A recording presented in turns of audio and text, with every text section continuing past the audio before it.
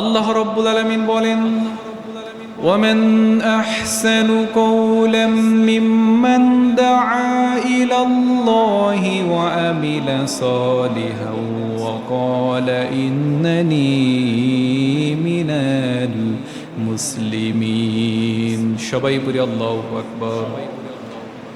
আল্লাহ রাব্বুল আলামিন বলেন, তার চাইতে আর কার কথা উত্তম হতে পারে? ওই ব্যক্তির চাইতে কার কথার বেশি সুন্দর হতে পারে? যে ব্যক্তি মানুষদেরকে এক আল্লাহর দিকে আহ্বান করে, যে ব্যক্তি মানুষদেরকে এক আল্লাহর দিকে ডাকে। শুধু ডেকেই ক্ষান্ত হয় না, বরঞ্চ সে মানুষদের মাঝে বলে, আনা মিনাল মুসলিমিন, আমি একজন মুসলমান। এই আয়াতটা তখন অবতীর্ণ হয় মুহাম্মদ রাসূলুল্লাহ সাল্লাল্লাহু আলাইহি ওয়াসাল্লাম যখন মক্কার ভিতরে গোপনে গোপনে দাওয়াতি কাজ করেন। মানুষের বাড়িতে গিয়ে গিয়ে রাসূল রাতের অন্ধকারে দাওয়াতি কাজ করেন, আল্লাহর কথাগুলো মানুষের মাঝে বলে দেন। আল্লাহ রাব্বুল আলামিন এই সময় কোরআনুল কারীমের আয়াতগুলো নাজিল করেন। এই যে আয়াত, এই আয়াতটা আল্লাহ রাব্বুল আলামিন এমন সময় নাজিল করেন যখন নবীজি গোপনে গোপনে দাওয়াতি কাজ করেন মক্কার ভিতরে। তখন এমন একটা অবস্থা ছিল যে প্রকাশ্যভাবে নিজেকে মুসলমান দাবি করা অনেক কঠিন। কেউ যদি বলতো আমি মুসলমান, তার অবস্থা ভালো হতো না খারাপ হতো? তার অবস্থা খারাপ হতো। কারণ রাসূল গোপনে গোপনে চুপ করে মানুষদেরকে ইসলামের দাওয়াত দিতেন। আল্লাহ রাব্বুল আলামিন বলেন, হে নবী, এই কঠিন সময়ে যারা নাকি আল্লাহর দিকে মানুষদেরকে আহ্বান করবে এবং নিজেকে মুসলমান বলে দাবি করবে, এই কাজটা যারা করবে, আমি আল্লাহ রাব্বুল আলামিন ওই বান্দাদের প্রতি সন্তুষ্ট হয়ে যাব এবং তাদের সম্মান মর্যাদা আমি আল্লাহ তাআলা দুনিয়া এবং আখিরাতে বৃদ্ধি করে দেব। সবাই বলি সুবহানাল্লাহ। এখন আপনি মানুষের মাঝে বলতে পারেন আমি একজন মুসলমান, কিন্তু ওই সময় এমন একটা পরিবেশ ছিল কেউ দাঁড়িয়ে বলতে পারতো না আমি একজন মুসলমান। যদি কেউ বলতো আমি একজন মুসলমান, সঙ্গে সঙ্গে তার উপরে অত্যাচার নির্যাতন শুরু হয়ে যেত। যেরকম অত্যাচার নির্যাতন হয়েছিল হযরত সুমাইয়া রাদিয়াল্লাহু তাআলা আনহা। এক আল্লাহর প্রতি ঈমান আনার অপরাধে ইসলামের প্রথম শহীদ হযরত সুমাইয়া রাদিয়াল্লাহু তাআলা আনহা, তাকে কাফের মুশরিকরা এমন নির্যাতন করল, শেষ পর্যন্ত আবু জেহেল এবং তার সাঙ্গ তারা হযরত সুমাইয়া রাদিয়াল্লাহু তাআলা আনহাকে তার লজ্জাস্থানের ভিতরে বল্লম দিয়া তাকে হত্যা করে। সবাই বলি নাউজুবিল্লাহ। কত বড় নিষ্ঠুর একজন মানুষকে, কত নিকৃষ্টভাবে তারা হত্যা করছে। তাদের কোনো অপরাধ ছিল না, একটা অপরাধ তারা ঈমান আনার কারণে, আল্লাহকে রব বলে স্বীকার করার কারণে, নিজেদেরকে মুসলমান বলে দাবি করার কারণে। আল্লাহ রাব্বুল আলামিন বলছেন, ও দুনিয়ার মানুষেরা, আমি আল্লাহ তাআলা দুনিয়ার ভিতরে যত নবী এবং রাসূল প্রেরণ করেছি তাদের প্রত্যেককে আমি আল্লাহ তাআলা একটা দায়িত্ব দিয়েছি। ওয়ালাকাদ বা'আসনা ফি কুল্লি উম্মাতির রাসূলা আন ই'বুদুল্লাহা ওয়াজতানিবুত তাগুত। প্রত্যেক জাতির নিকট, প্রত্যেক জনপদের নিকট আমি রাসূল প্রেরণ করেছি। রাসূল যখন আমি প্রেরণ করেছি তখন তাদের দায়িত্ব দিয়েছি। দায়িত্ব হলো তোমরা মানুষদেরকে এক আল্লাহর দিকে আহ্বান করবে, এক আল্লাহর দিকে মানুষদেরকে ডাকবে, এক আল্লাহর ইবাদতের জন্য নির্দেশ প্রদান করবে। ওয়াজতানিবুত তাগুত, এবং শয়তানের সকল প্রকার কর্মকাণ্ড থেকে নিজেও বিরত থাকবে আর মানুষদেরকেও বিরত রাখবে। সবাই বলি সুবহানাল্লাহ। প্রত্যেক নবী রাসূলের এই দায়িত্ব ছিল। আদম আলাইহিস সালাম থেকে শুরু করে নিয়ে মুহাম্মদ সাল্লাল্লাহু আলাইহি ওয়াসাল্লাম পর্যন্ত যত নবী রাসূল ছিলেন, প্রত্যেক নবী রাসূলের দায়িত্ব ছিল কার দিকে আহ্বান করা? আল্লাহর দিকে আহ্বান করা।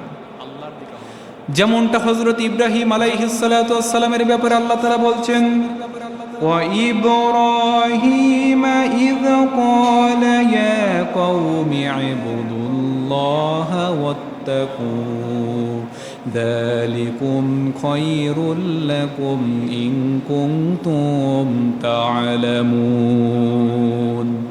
হযরত ইব্রাহিম আলাইহিস সালাতু ওয়াস সালাম তার কওমদেরকে ডেকে বললেন, ও আমার কওমের লোকেরা, এক আল্লাহর প্রতি ঈমান আনো, এক আল্লাহর ইবাদত করো, ওয়াত্তাকুহু এবং তাকে ভয় করো। যালিকুম খায়রুল লাকুম ইন কুনতুম তা'লামুন। এক আল্লাহর প্রতি ইবাদত এবং তাকে ভয় করার যে পুরস্কার, তাকে ভয় করার এবং তার প্রতি ঈমানায়ন করার যে পুরস্কার প্রতিদান, এটা যদি তোমরা জানতে কতই না উত্তম হতো। আল্লাহ রাব্বুল আলামিন আবার হযরত শুআয়ব আলাইহিস সালাম বলছেন, ওয়া ইলা মাদয়ান আখাহুম শুআয়বা ক্বালা ইয়া কওমি ইবুদুল্লাহা মা লাকুম মিন ইলাহিন গায়রুহু। আল্লাহ রাব্বুল আলামিন বলেন, আমি সামুদ জাতির নিকট শুআয়ব আলাইহিস সালাতু ওয়াস সালামকে প্রেরণ করেছিলাম। সেও মানুষদেরকে এক আল্লাহর দিকে আহ্বানের কথা বলেছেন। সেও বলতেন, এক আল্লাহর ইবাদত করো, এক আল্লাহর দাসত্ব করো, এক আল্লাহর গোলামি করো, আল্লাহ ছাড়া অন্য কাউকে তোমরা রব বলে স্বীকার করো না। সবাই পড়ি সুবহানাল্লাহ। শেষ পর্যন্ত সর্বশেষ নবী, শ্রেষ্ঠ নবী মুহাম্মদ রাসূলুল্লাহ সাল্লাল্লাহু আলাইহি ওয়াসাল্লাম যখন দুনিয়ার পিতা আল্লাহ রাব্বুল আলামিন তাকে নবুয়ত দিয়ে প্রতিষ্ঠিত করলেন, তখন নবীও মানুষদেরকে বললেন, ইবুদুল্লাহ ওয়া লা তুশরিকু বিহি শাইয়্যা, তোমরা আল্লাহ তাআলার ইবাদত করো, তার সাথে কাউকে শরীক করো না। এবং নবীজি আমাদেরকে কালেমা শিখিয়েছেন, লা ইলাহা ইল্লাল্লাহু মুহাম্মাদুর রাসূলুল্লাহ, আশহাদু আল্লা ইলাহা ইল্লাল্লাহু ওয়াহদাহু লা শারীকা লাহু ওয়া আশহাদু আন্না মুহাম্মাদান আবদুহু ওয়া রাসূলুহু। আমার নবীজি আমাদেরকে বলেছেন, ও আমার উম্মতেরা, এক আল্লাহর ইবাদত করো, এক আল্লাহর দাসত্ব করো, এক আল্লাহর গোলামি করো। আল্লাহর আইন দিয়ে তোমার নিজের জীবন চালাও, নিজের পরিবার চালাও, নিজের সমাজ চালাও, রাষ্ট্র চালাও। আল্লাহর আইন দিয়ে যদি তোমার নিজের জীবন চালাও, তোমার সমাজ চালাও, তোমার পরিবার চালাও, যিনি তোমার জীবনের ভিতরে, পরিবারের ভিতরে, সমাজের ভিতরে শান্তি সমৃদ্ধি দিয়ে পরিপূর্ণ করবেন, সবাই বলেন তিনি কে? আল্লাহর আইন যেখানে নিক্ষেপ করা হবে, যেখানে প্রয়োগ করা হবে, সেখানে যিনি শান্তি দিয়ে পরিপূর্ণ করবেন, সবাই বলেন তিনি কে? কার আইন? আল্লাহর আইন। আল্লাহ রাব্বুল আলামিন কোরআনের ভিতরে দিয়েছেন, আইন দিয়েছেন যে চুরি করলে হাত কেটে দিতে হবে, জেনা করলে পাথর নিক্ষেপ করে তাকে হত্যা করতে হবে। এটা কার বিধান? আল্লাহর বিধান। এখন কেউ যদি মনে করে যে আল্লাহ এত বড় একটা বিধান দিল, এটা তো আমাদের মাথায় ধরে না, মানুষ হত্যা করা মহাপাপ, আল্লাহ বলল মানুষ হত্যা করো, হাত কাটা, জীবিত মানুষের হাত কাটতে হবে। কিন্তু আল্লাহ রাব্বুল আলামিন বান্দাকে বলেছেন, বান্দারে, আমি আল্লাহ রাব্বুল আলামিন এমনি এমনি এই বিধানগুলো দেই নাই, আইনগুলো এমনি এমনি দেই নাই। তুমি যদি আমার আইনকে জমিনের ভেতরে প্রয়োগ করো বান্দা, আমি আল্লাহ রাব্বুল আলামিন এই জমিনের ভেতরে পরিপূর্ণ শান্তি দিয়ে প্রতিষ্ঠা করব। সবাই পড়ি সুবহানাল্লাহ। এই দেশের ভিতরে একজন চুরি করেছে, সেই চোরকে যদি বাংলাদেশের সেন্ট্রাল জায়গায় ঢাকায় একটা বড় মাঠের ভেতরে অথবা বাইতুল মুকাররমের সামনে তাকে দাঁড় করিয়ে যদি তার হাতটা কেটে দেওয়া হয়, এবং হাত কেটে দেওয়ার পূর্বে যদি বলা হয় এই ব্যক্তি চুরি করার কারণে তার হাত কেটে দেওয়া হচ্ছে, ওই ব্যক্তির চারিপাশে হাজার হাজার লক্ষ লক্ষ মানুষ থাকবে, শত শত মিডিয়া থাকবে, সেগুলো দ্বারা ভিডিও ধারণ করা হবে।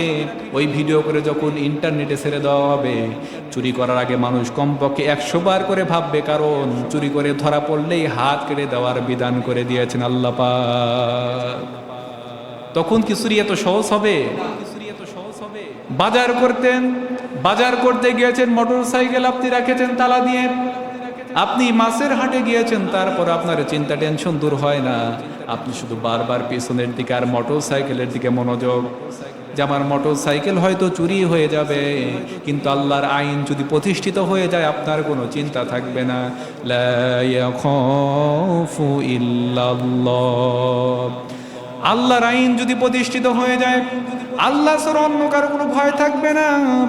একজন সুন্দরী রূপবতী অল্প বয়সে একটা মেয়ে রাতের অন্ধকারে রাস্তা দিয়ে হেঁটে যাবে, তারপরেও কেউ তার দিকে চোখ তুলে তাকাবে না যদি আল্লাহর আইন প্রতিষ্ঠিত হয়। আল্লাহ রব্বুল আলামিন সেজন্য বলছেন, বান্দারে প্রত্যেক জাতির নিকট আমি আল্লাহ রব্বুল আলামিন নবী এবং রাসূল প্রেরণ করেছি। রাসূল প্রেরণ করার কারণ হলো তারা মানুষদেরকে এক আল্লাহর দিকে আহ্বান করবে, আল্লাহর দিকে মানুষদেরকে ডাকবে, আর শয়তানের সকল প্রকার কর্মকাণ্ড থেকে মানুষদেরকে নিষেধ করবে। সবাই পড়ি সুবহানাল্লাহ। এখন তো নবী রাসূল নাই, তাহলে এই নবী রাসূলের এই দায়িত্ব কে পালন করবে? এটা তো প্রশ্ন হইতে পারে।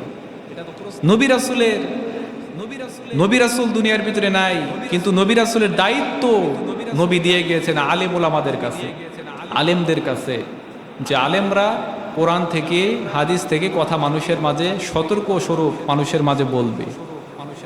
আলেমরা কথাও বলতেছে, আমরাও শুনতেছি, কিন্তু আমাদের কোনো প্রতিক্রিয়া নাই, আমাদের কোনো পরিবর্তন নাই। আজকে দেখেন জুমার দিন সব কাজ নিয়ে ব্যস্ত আছে, কত দূর ফাঁকা। এই গ্রামে গতকাল রাত্রিতে 2 জন মানুষ মারা গেছে, আমাদের কোনো পরিবর্তন নাই।